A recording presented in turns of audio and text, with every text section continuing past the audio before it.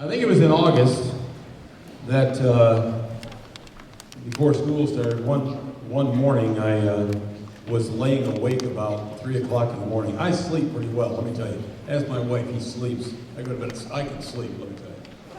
But my mind was going a million miles an hour, and I was thinking about what in the world I would ever say at the end of this whole thing. And I didn't sleep very well. It didn't come up with a lot. I came up with all kinds of things. Funny thing, the next morning I said to Cindy, guys, why don't you sit down? Sit down, guys, in front of her. Okay. And I said, I was awake about 3 o'clock in the morning. She goes, you were? So was I. I said, really? She said, yeah, I didn't want to wake you. I said, well, I was awake. I said, you know what I was doing? I was writing my speech in my head. She goes, yeah, so was I. Well, May 29th, we married 45 years, so I think you probably figure out after a while, you kind of think alike. And this is one thing I thought about. I had a coach in college. Bob Starcher was his name. And I remember all kinds of conversations with him in the locker room and on the mound and in one of the dorms. And he helped mold me as much as anybody in my college years. I remember conversations on the mound with him. But the last time I saw him, I was in Akron, Ohio, and I happened to see, or Canton, Ohio, and I saw him across the way in a food court. And I walked over and I knew it was him. I said, Coach, he goes, Bushey, what are you doing here? I said, well, I'm here for a conference. And sure enough, he had a story.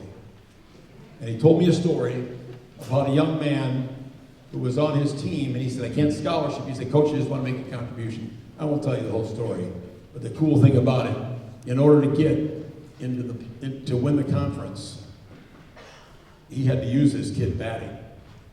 The kid hit a single, they won the game. He said, I don't know how he hit the single, he stepped back and hit a double into right center field, and he said, we won by a run. He said, we got to the national finals, and I didn't have anybody around. All this kid had said to me is, I want to make a contribution.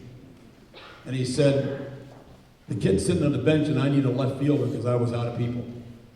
It was the last inning. They had guys on second and third. We were up by a run.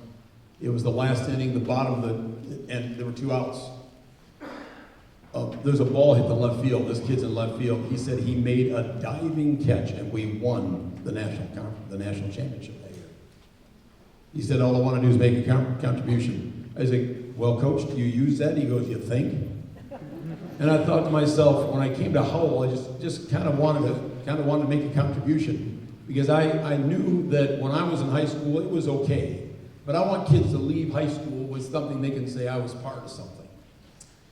And as much as I want to make a contribution to the kids, they've made a contribution to me. And I think that probably the hardest thing to do would be to miss all the kids. You know, sorry, Mr. Schrock, but I won't miss taking attendance. And I won't miss doing grades or doing my SMART goal or anything like that. But I'll sure miss the kids, and I'll miss the tours, and I'll miss the festivals, and I'll miss the concerts. And it's been a great ride here. I would be amiss if I didn't take time, first of all, to thank people like Bruce Grotenice, who has been a friend as well as certainly a colleague and a hard worker here.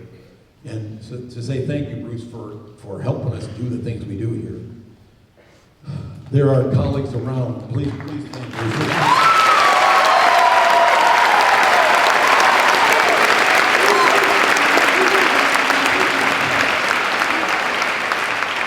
But the lady I share an office with is the person I want to thank.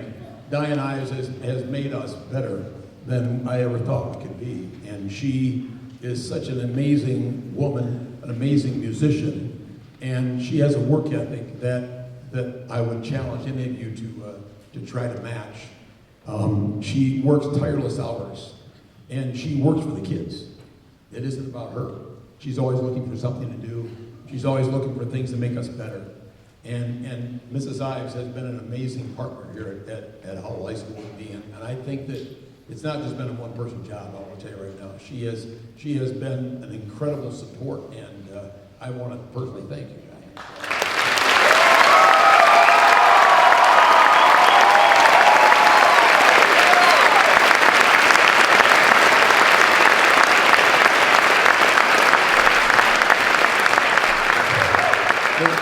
There's another person that you don't know that much about. The kids say, "What's your wife look like?" I said, "Well, she looks about 20 years younger than me, okay? That's what she looks like."